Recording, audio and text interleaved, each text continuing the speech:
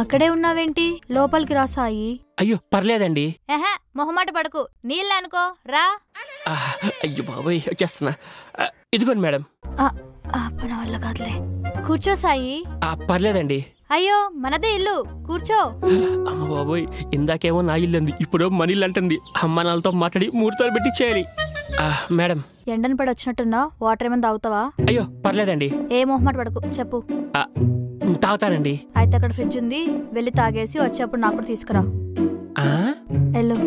ఏదో ఒకటిలే, వెళ్దాం. నాకు అసలుకే ఓపిక లేదు. తాగావా? ఇప్పుడు ఈ బాటిల్ ఓపెన్ చేస్తాంలే. సాయి, నాకు ఒక చిన్న హెల్ప్ చేస్తావా? మీలాంటి అందమైన అమ్మాయి అడగాలే గాని మర్డరైనా చేసేస్తా. ఎవడేవాడు? డెలివరీ బాయ్ అమ్మా.